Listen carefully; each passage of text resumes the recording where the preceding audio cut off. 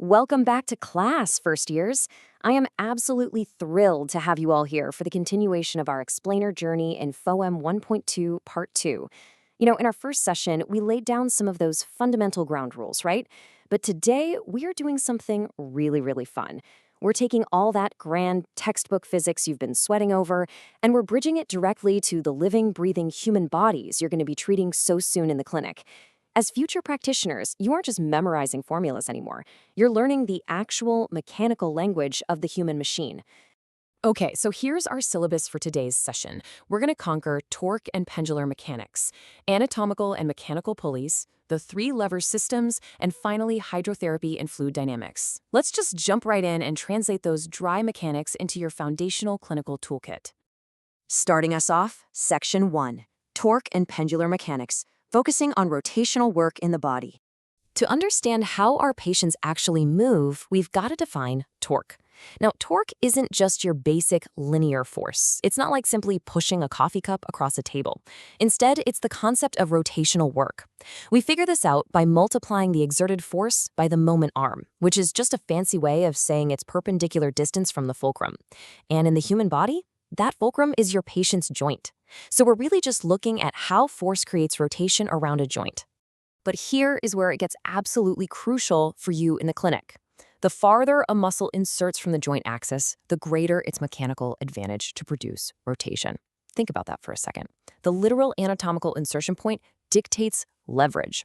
If you're looking at a muscle that inserts even just a fraction of an inch further down a bone, that muscle is going to have an inherently easier time generating torque. It's exactly why certain muscles are just built for brute rotational strength. And understanding this rotation naturally leads us to how limbs swing. They act exactly like pendulums. Imagine a patient who needs suspension therapy because of severe weakness.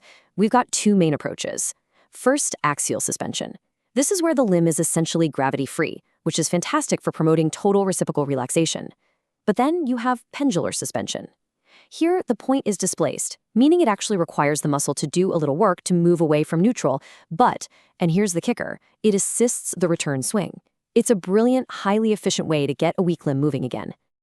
So that brings up a pretty wild question as we move on from pendulums. We know we've got these swinging mechanics going on, but do we literally have grooved wheel and rope mechanical pulleys hidden inside our own bodies? Let's find out in Section 2, Anatomical and Mechanical Pulleys, and how we go about redirecting force. Okay, so in the actual clinic space, you're going to be dealing with two types of mechanical pulleys.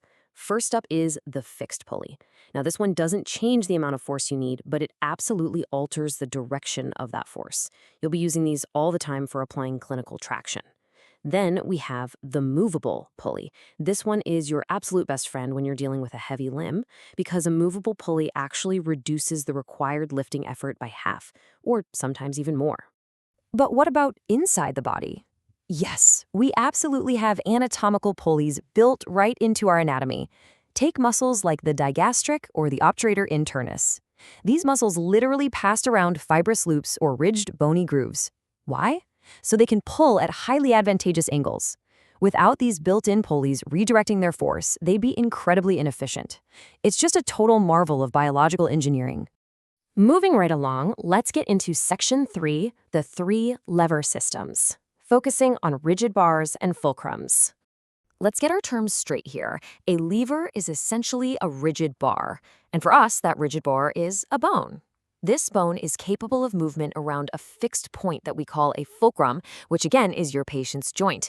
And here's a major takeaway for you. Maximal efficiency happens when the force is applied at a perfect right angle. You'll want to remember that when you're doing manual muscle testing. All right, let's break down the three orders of levers. First order levers have the fulcrum right in the middle. The primary feature here is balance and stability, like nodding your head at the atlanto-occipital joint. Then we have second order levers, where the weight is in the middle. These are all about power and mechanical advantage. Think of raising your heels to stand on your tiptoes. And finally, third order levers. Here, the effort is in the middle, and they are built for velocity and extensive movement, like the brachialis muscle flexing your elbow.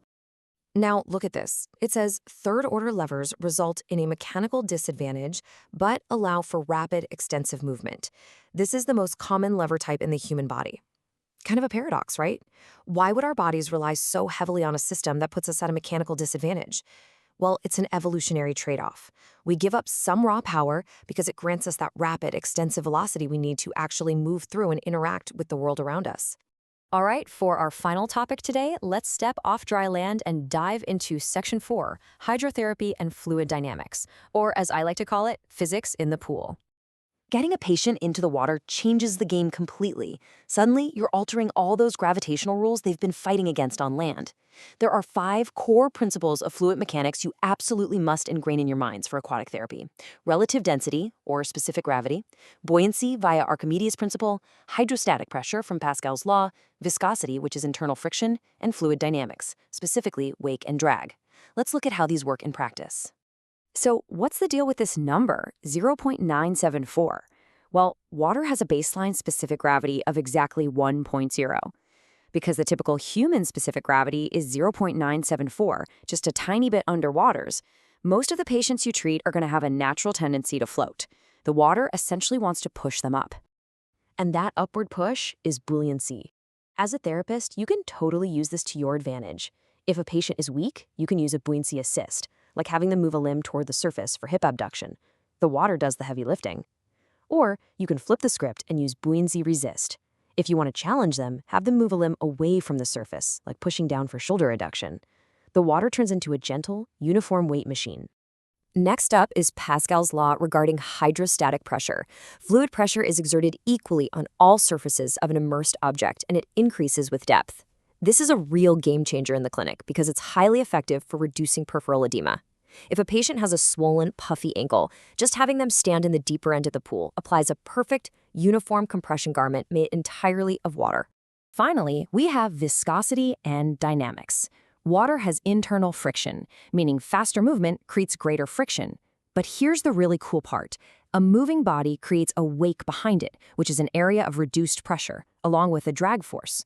You, as the therapist, can actually use your own wake. If you walk backwards briskly in front of a struggling patient, you create this low-pressure zone that literally pulls and assists them forward during gait training. It's basically an invisible tow rope. First years, as we wrap up this explainer for FoEM 1.2 Part 2, I want to leave you with this. We've decoded our joints, our hidden pulleys, our levers, and the magic of the therapy pool. If our bodies are biological machines built completely on these grand physics, how will you use these hidden mechanics to manipulate gravity and water to heal your very first patient? Think about that as you review your notes. You're going to do great things. Thanks for joining me, and I'll see you all in the next session.